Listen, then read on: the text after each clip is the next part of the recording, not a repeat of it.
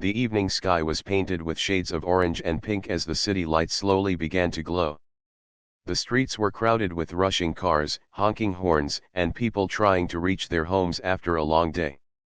Among them was Myra, a young woman in her early 20s, holding a small bag close to her chest. She had just finished her part-time shift at a cafe and was in a hurry. Her bus had already left, and she wanted to reach home before it got too late. Myra was tired, her legs aching from standing all day, and her eyes heavy from the long hours of work. She looked around for a taxi, but every cab passing by was either full or not stopping. A drizzle began to fall, making the streets shine under the streetlights. Myra pulled her old scarf tighter around her shoulders and sighed. She just wanted to sit inside a warm vehicle and go home. That was when she noticed a black car parked a little ahead. Its windows were dark, and it looked luxurious, completely different from the simple taxis she was used to. Myra did not pay much attention. At that moment, all she cared about was getting out of the rain. She quickly walked toward the car, believing it to be a private taxi she had called earlier through a ride-hailing app. Without hesitation, she opened the back door and slid inside. The leather seats were soft, the air smelled of expensive cologne, and the silence inside was thick. Myra let out a relieved breath and leaned back. But then her heart skipped a beat. Sitting in the front seat was a man, tall, broad-shouldered, and dressed in a sharp suit. His eyes shifted to the rearview mirror, and they locked on her. His gaze was steady, deep, and unreadable. He did not look like a taxi driver at all. Myra's hands began to tremble. I'm sorry, I think, she stammered, but her voice cracked. The man said nothing. He simply adjusted his wristwatch and started the engine. The car moved smoothly onto the road. Panic shot through Myra's veins. Her thoughts raced wildly. Oh no, what if he is a kidnapper? What if I just trapped myself in the wrong car? She swallowed hard, her eyes darting to the door handle. But her hands were frozen. She whispered to herself, "Stay calm, Myra, stay calm." The man's deep voice broke the silence. "You seem nervous. Why did you get into my car?" Myra's throat went dry. She clutched her bag tightly, her heart thundering. I thought this was my ride," she muttered. Her voice was barely audible. A faint smile curved on the man's lips, but his eyes remained serious. "This is not a ride. But now that you are here, where do you want to go?" His words confused her. If he was dangerous, why would he ask where she wanted to go? Still, she couldn't trust him. Her mind screamed at her to run, but her body stayed still. She tried to sound firm, though her voice trembled. "Please stop the car. Let me out." Instead of stopping, the man turned the car smoothly around a corner. "It's raining heavily outside," he said in a calm tone. "If I leave you here, you'll be standing on the street alone. Do you really want that?" Myra's breath caught. He was right, the rain was pouring harder now, and the streets looked emptier than before. She bit her lip, unsure what to do. For a few minutes, silence filled the car. The only sound was the soft hum of the engine and the raindrops hitting the windows. Myra's heart was still racing, but she slowly dared to glance at the man. His face was sharp and confident, but there was no sign of anger or cruelty.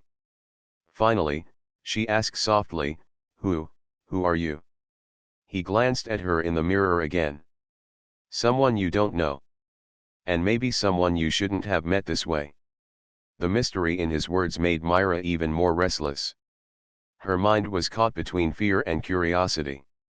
Every second felt longer, heavier. The car stopped at a traffic light. Myra's eyes flicked to the red glow outside. For a moment, she thought of jumping out and running away. But something inside her stopped her. It wasn't just fear anymore, it was the strange calm in his voice, the way he spoke with control but not with threat. The man finally turned slightly, his deep eyes meeting hers not through the mirror, but directly. "Don't be afraid," he said. "If I wanted to harm you, I would not be driving you right now. Just tell me where you live, and I'll take you there." Myra's chest rose and fell quickly. She didn't know whether to believe him or not. But in that moment, drenched streets outside and warmth inside the car, she realized something: this was no ordinary mistake. This encounter was about to change her life in ways she couldn't yet understand. And as the car moved forward again, Myra's journey into the unknown had only just begun. The rain outside grew heavier, turning the city into a blur of shining lights and wet roads.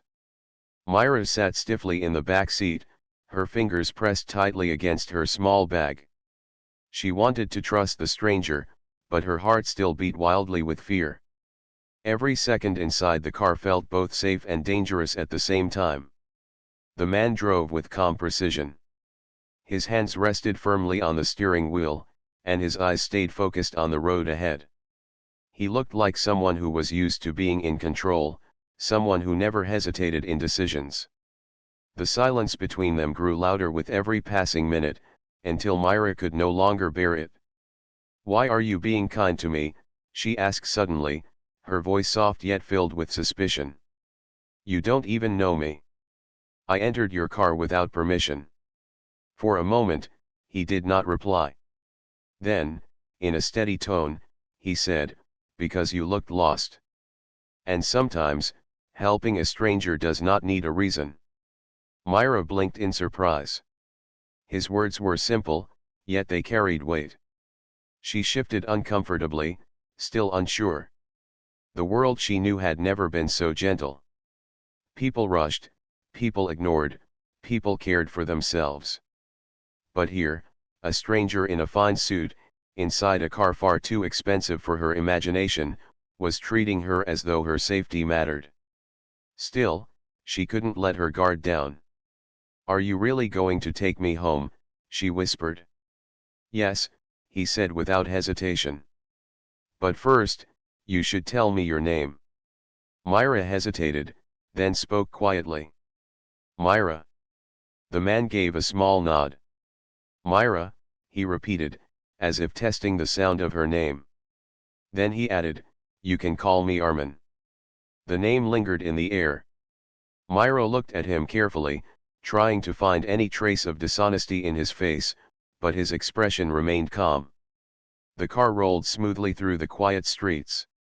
Myra pressed her forehead lightly against the cool glass window, watching raindrops race down the surface. She thought of her tiny apartment, her mother waiting with a warm meal, and her younger brother studying in the corner. She wanted to be there, not inside this luxury car with a stranger. But deep inside, curiosity grew stronger than fear. Who was this man? His suit looked expensive, his watch shone under the streetlight, and the car itself was worth more than anything she had ever owned. He didn't look like someone ordinary. Finally, she asked, "What do you do? You don't look like a driver." "Not even close." A faint smile touched Armin's lips. "You're right. I am not a driver. I own this car." The answer made Myra's stomach tighten. She instantly regretted asking. "Own this car," she repeated nervously. "Then, who are you, really?" Armin did not answer directly. He let the silence hang for a while before saying softly, "Just someone who works too much, and someone who rarely has time for strangers. Tonight is an exception." Myra lowered her eyes, her thoughts spinning. She couldn't understand why he was keeping his identity hidden, yet she also couldn't shake the feeling that he was not lying. His voice carried honesty, even in mystery. As the car turned onto a quieter road, Myra finally gathered courage. "Why didn't you tell me to leave when I first entered your car?" Most people would have shouted or gotten angry. Armin's eyes flicked to the mirror again, meeting hers. "Because sometimes mistakes lead us to unexpected paths. Maybe you entered my car for a reason you don't know yet." Myra's lips parted, but no words came out. His response was strange, almost too thoughtful for a simple accident. She hugged her bag tighter and looked away, but her heart continued to pound in her chest. The silence stretched once again, broken only by the rhythmic sound of rain. Then Armin's phone rang, the screen glowing faintly on the dashboard. He answered briefly, his voice firm, speaking about meetings and contracts. The words were professional, heavy, and filled with authority. Myra listened quietly, realizing for the first time that he wasn't just wealthy, he was powerful. When the call ended, she found herself staring at him with wide eyes.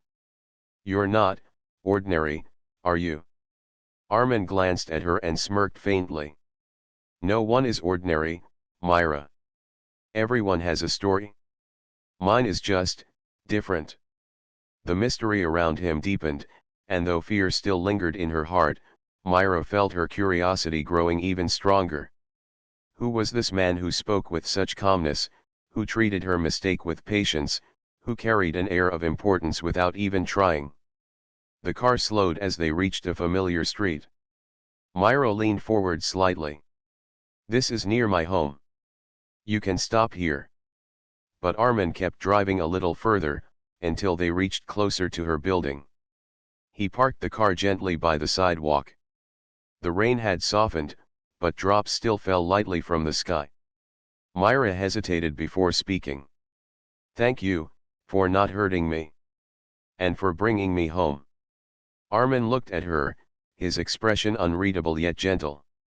"Sometimes, Myra, life surprises us in small ways. Tonight, it surprised me with you." Her breath caught in her throat. For a moment, she forgot the fear, forgot the doubts.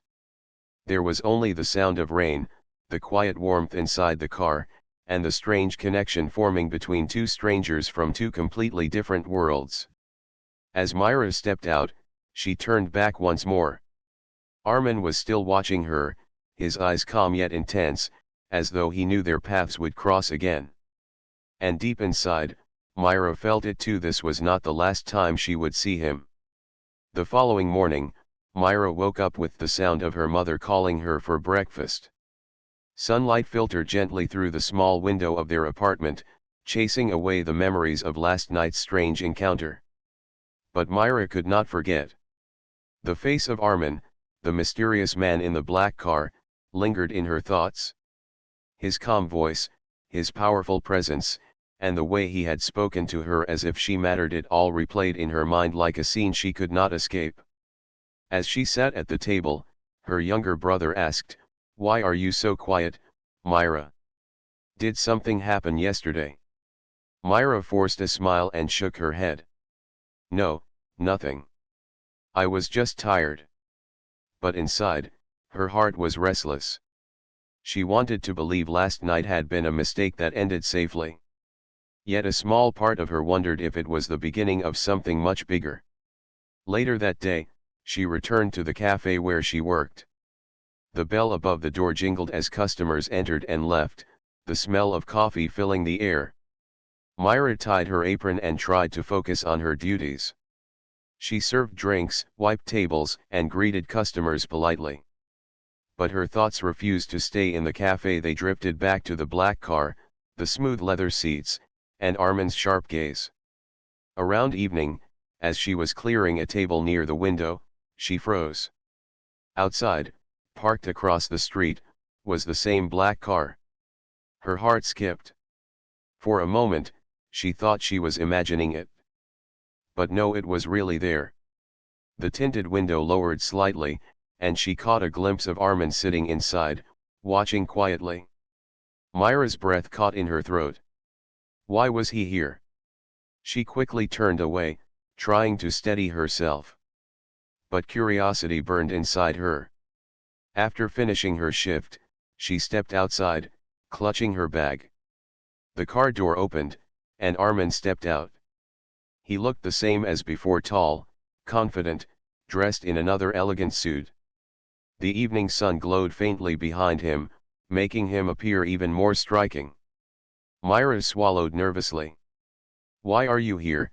she asked, her voice shaking slightly. Armin gave a calm smile. "To make sure you reached safely last night."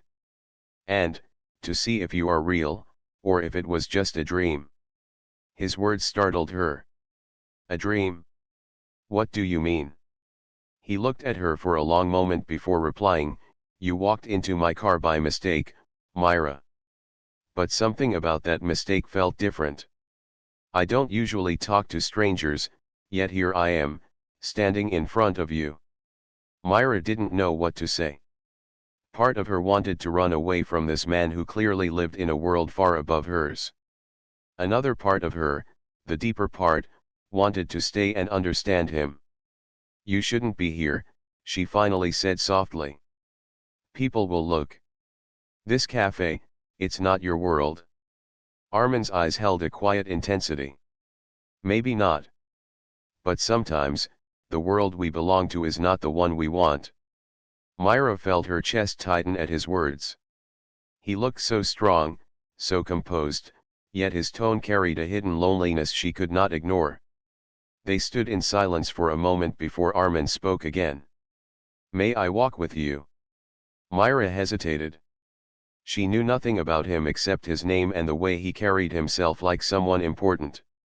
Yet, against her better judgment, she nodded.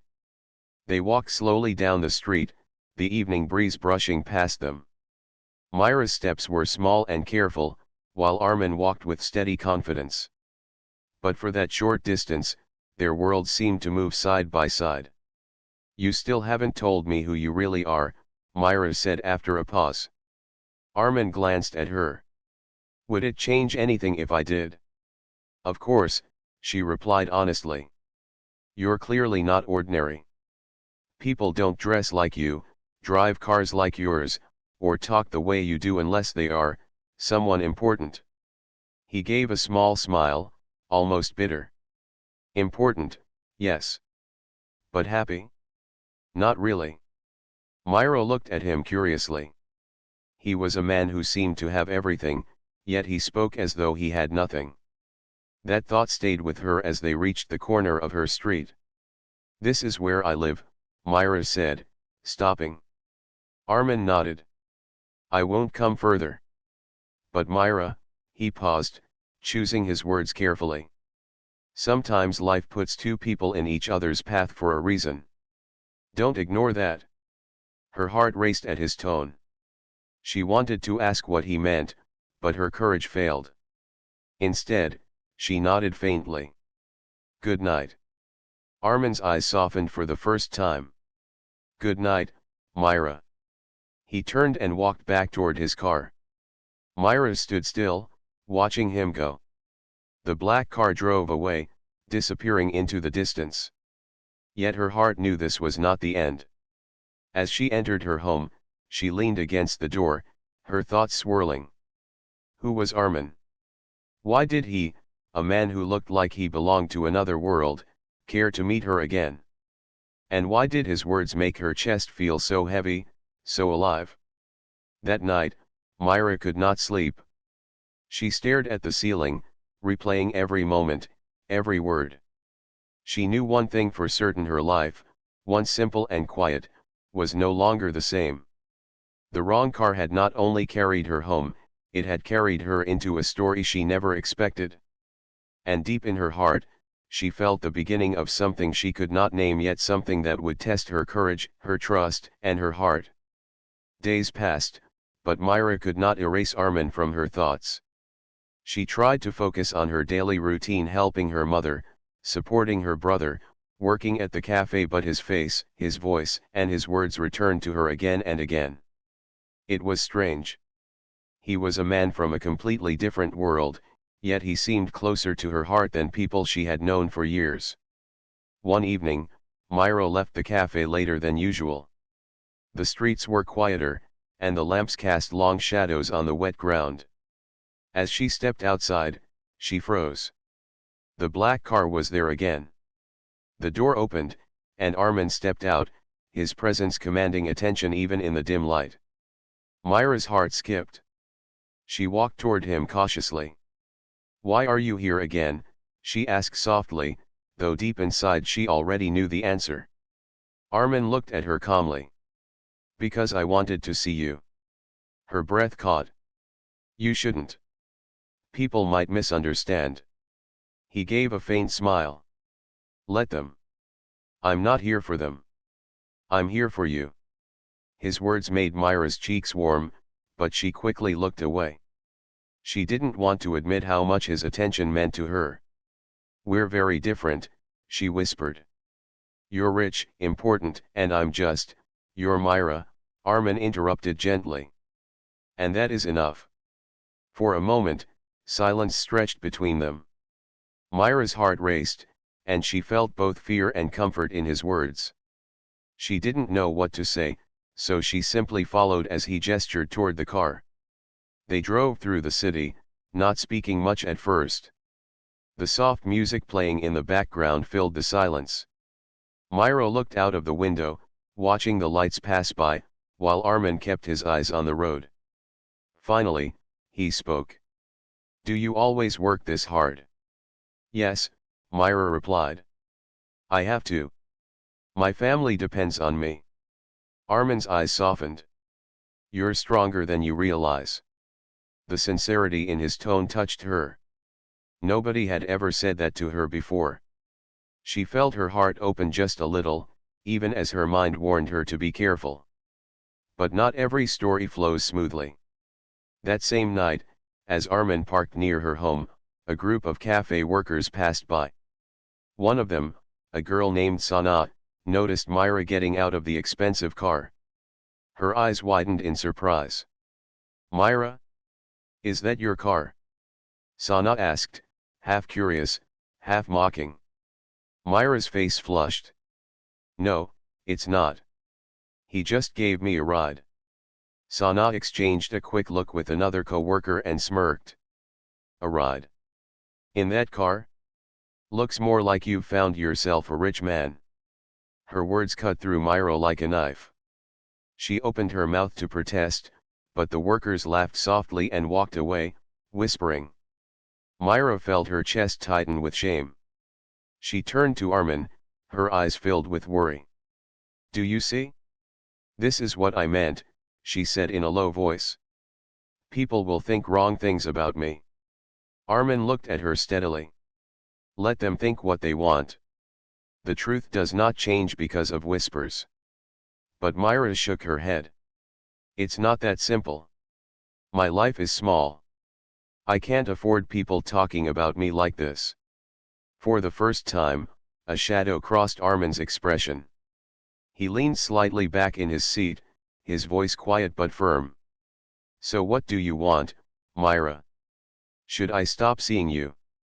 The question pierced her heart. She looked at him, speechless. Did she want him to stop? No. But did she want her world filled with rumors? Also no. I don't know, she admitted finally, her voice breaking. I don't know what I want. Armin studied her silently. His eyes, usually calm, carried a flicker of something deeper, perhaps pain, perhaps disappointment. Then he nodded once. I understand. You're not ready. Myra bit her lip, guilt washing over her. It's not about being ready. It's about living in two different worlds. His jaw tightened slightly, but he didn't argue. Instead, he said softly, sometimes two worlds can meet in the middle. But only if both people want it. The silence that followed was heavy, filled with unspoken words. Myra stepped out of the car, her heart aching. She turned back, wanting to say something, but Armin was already looking away, his face unreadable. That night, Myra sat by the window of her small room, watching the moon. Her heart longed to see him again, but her mind warned her of the dangers. She was torn between fear of the world's judgment and the quiet comfort she felt in his presence.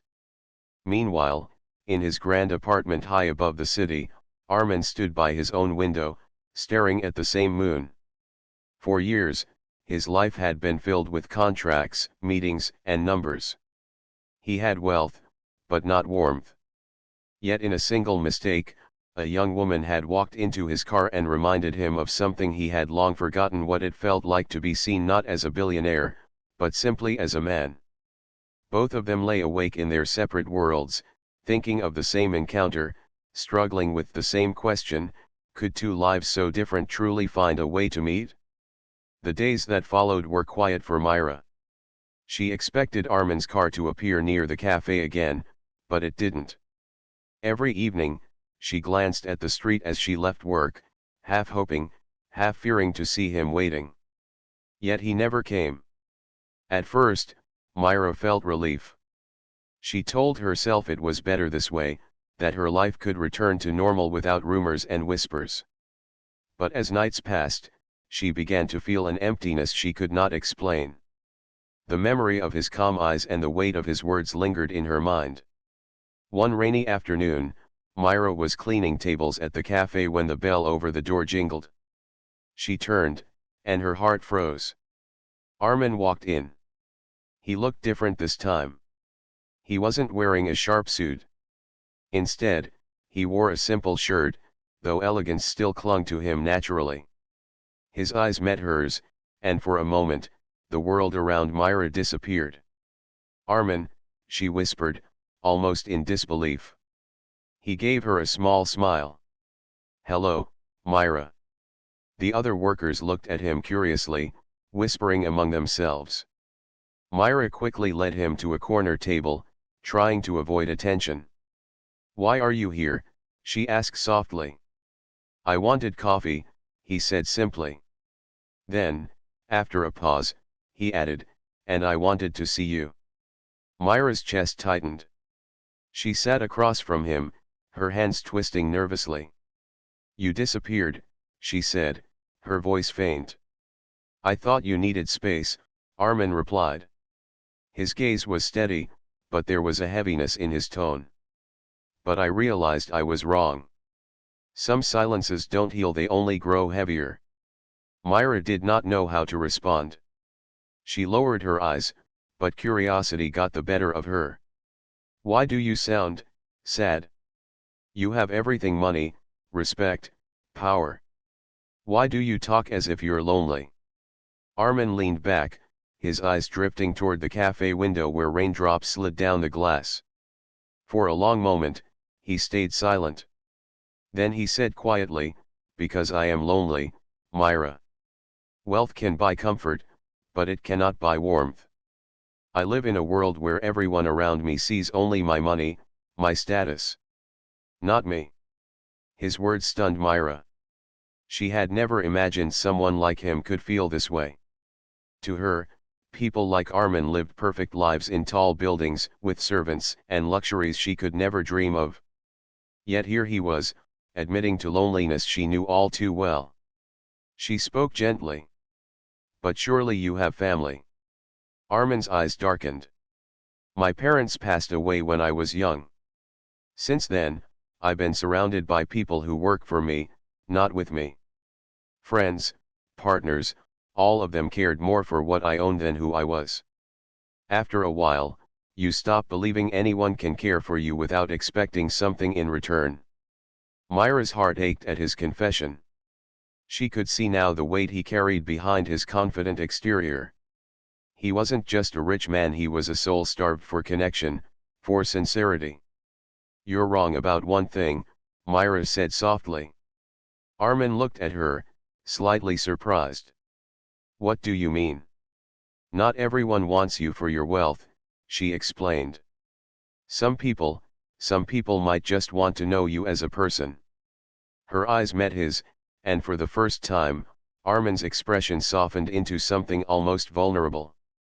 "Do you?" he asked quietly. Myra's heart skipped. She wanted to say yes, but her voice caught. I don't know. You're difficult to understand. One moment you feel so close, and the next, you feel far away." Armin gave a faint smile, though it carried sadness. "That's because I built walls around myself for too long. It's hard to let anyone inside." Their conversation was interrupted when another customer called for service. Myra excused herself, but her mind stayed with Armin's words. She had seen a side of him that no one else probably had, a side filled with quiet pain, hidden behind wealth and pride. When her shift ended, Armin was still waiting. He offered to walk her home, and though Myra hesitated, she finally agreed. The streets were damp, and the air was cool as they walked side by side.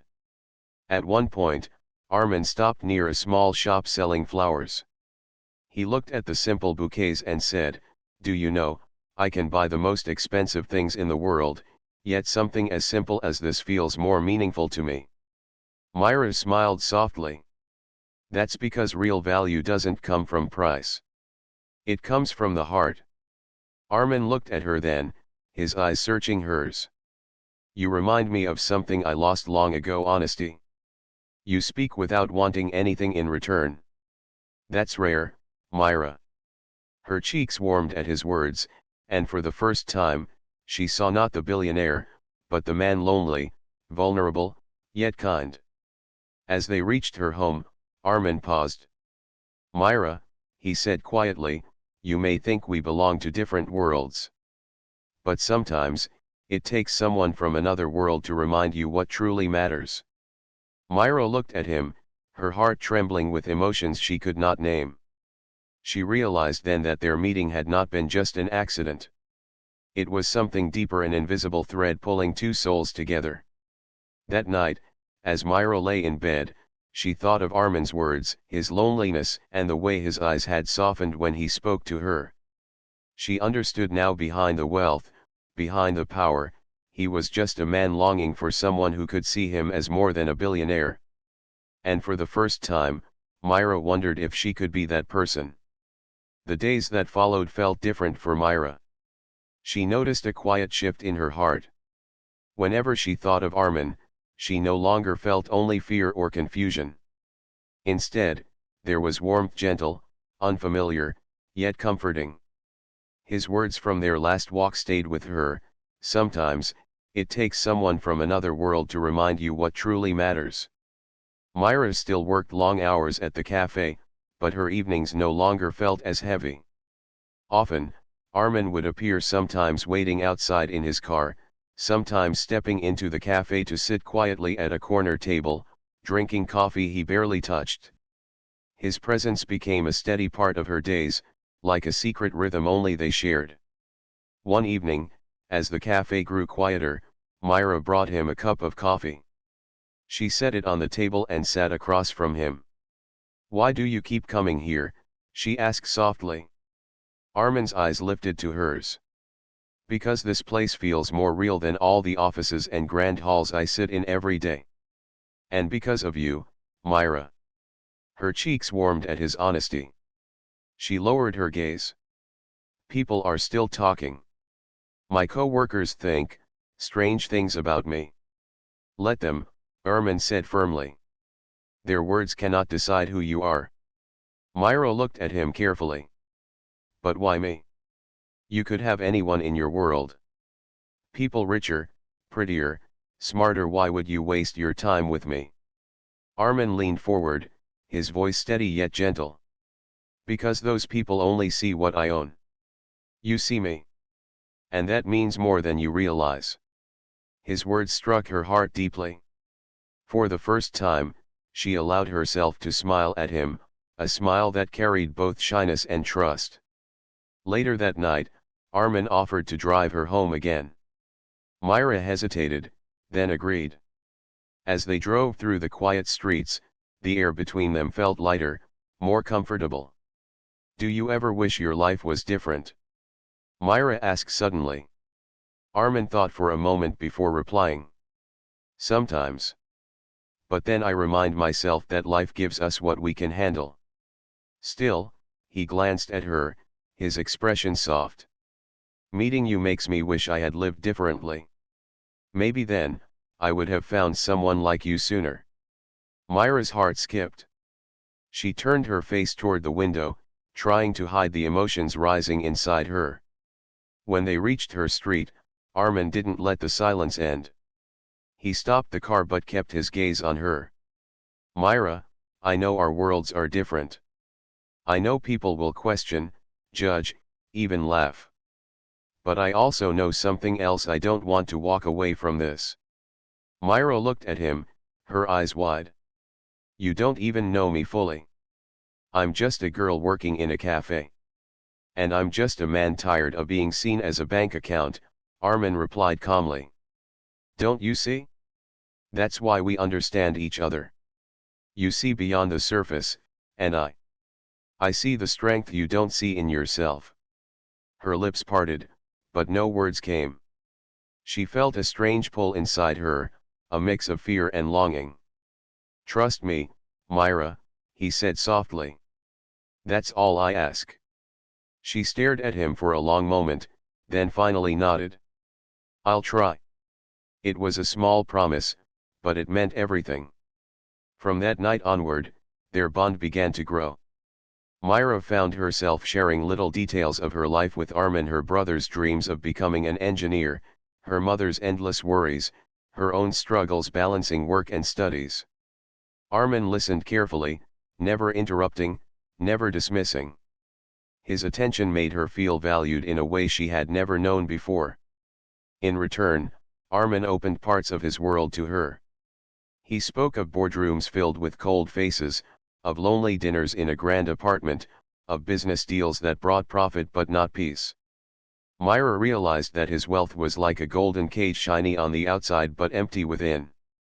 One evening, as they sat in his car parked by a quiet riverside, Myra asked, "Don't you ever get tired of carrying so much alone?" Armin looked at the water, his reflection wavering on the surface. "I do. Every day. But I learned to hide it. People expect me to be strong, unshakable. They forget I am human too." Myra's heart ached. Without thinking, she placed her hand gently over his. "You don't always have to hide, Armin. Not with me." The touch startled him at first, but then his expression softened. For a moment, the walls he had built for years seemed to crumble. He turned his hand slightly, holding hers with quiet strength. Neither of them spoke, yet everything was said in that silence. That night marked a turning point. Myra no longer saw Armin only as the mysterious billionaire, she saw him as a man carrying silent battles, yearning for someone to stand beside him. And Armin no longer saw Myra as just a chance mistake, he saw her as the person who gave him something priceless: trust. As Myra walked into her home later, her heart was light, yet heavy with emotions she couldn't name. She lay in bed staring at the ceiling, her hand still tingling from where he had held it. For the first time, she allowed herself to wonder, was this the beginning of something more than trust? Was it love? Meanwhile, Armin sat in his car, still feeling the warmth of her hand in his. For years, his life had been defined by wealth and power. But now, he felt something he had almost forgotten existed: hope. And deep inside, both of them knew, their worlds had started to meet, not by accident, but by choice. The following morning, Myra woke with a quiet smile. Last night's memory, the gentle touch of Armin's hand, his reassuring words lingered in her mind like sunlight breaking through clouds. She knew her life had changed. Something deep inside had shifted. She was no longer only a young woman working tirelessly at the cafe, she felt a connection, a bond, that gave her strength she had never known before. Her morning routine felt lighter. Even when she served coffee and cleaned tables, her thoughts carried warmth. She replayed Armin's words in her mind, sometimes two worlds can meet in the middle. But only if both people want it. Myra wondered if she was ready to take that step, to cross the invisible line between their worlds. As evening approached, Myra finished her shift and stepped outside. The streets were bathed in a golden hue as the sun began to set. She paused, and almost instinctively, her eyes scanned for a familiar black car. There it was. Armin was waiting, leaning slightly against the sleek frame of his car. When he saw her, his face softened, and for the first time, Myra felt an unspoken understanding pass between them. "Good evening," he said gently as she approached.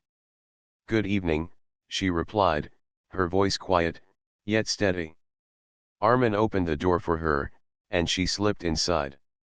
The car moved smoothly through the city, and for a few moments, silence settled comfortably between them.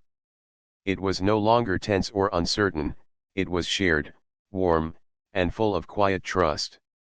After a while, Armin spoke. "Myra, these past days, seeing you, talking to you, it has reminded me what it feels like to care about someone for no reason other than their presence. You have changed something in me." Myra turned to look at him. "And you've changed me too, Armin.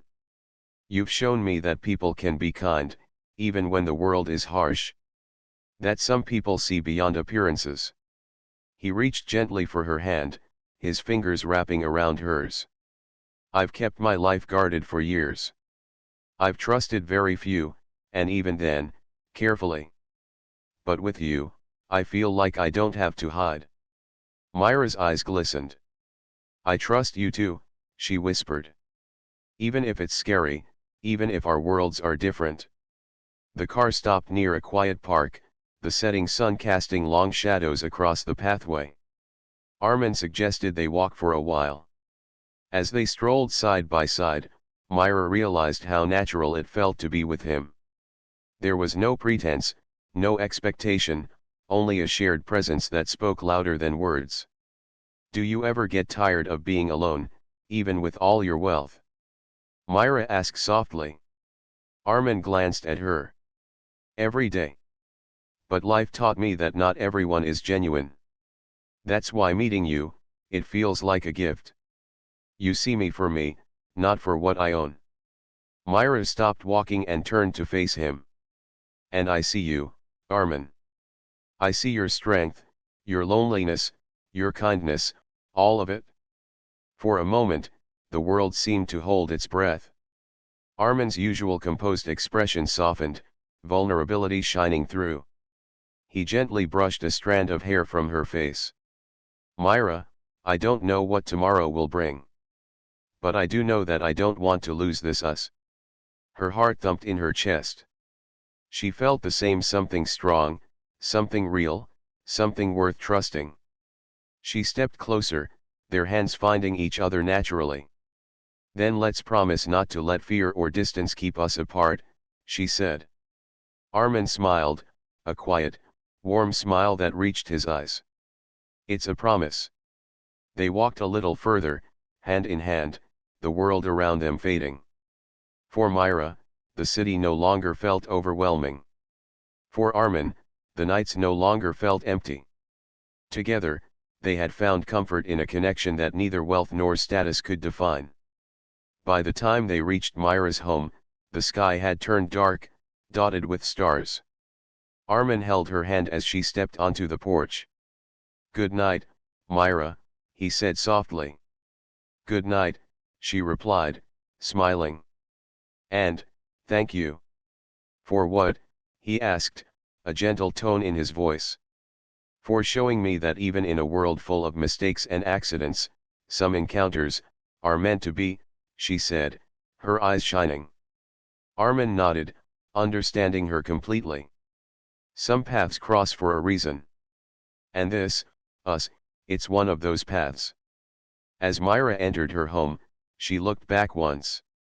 Armin stood by his car, tall and composed, yet something about him seemed lighter, freer. She knew that the journey had just begun, but the first steps had been taken, together. That night, Myra lay in bed, her hand resting over her heart. She smiled softly, thinking of him, thinking of the car, thinking of the accidental moment that had changed everything. Life was unpredictable, messy, and sometimes frightening, but it could also bring joy, warmth, and love in the most unexpected ways. Meanwhile, Armin returned to his apartment high above the city. He looked out over the sparkling lights, feeling a rare sense of peace. For years, he had measured life in numbers, contracts, and power. But now, he realized that the true measure of life was connection, trust, and shared moments. And in that quiet night, in two separate worlds connected by a chance encounter, Myra and Armin slept with hearts full of hope, knowing that their story, strange, unexpected, and beautiful, was only beginning.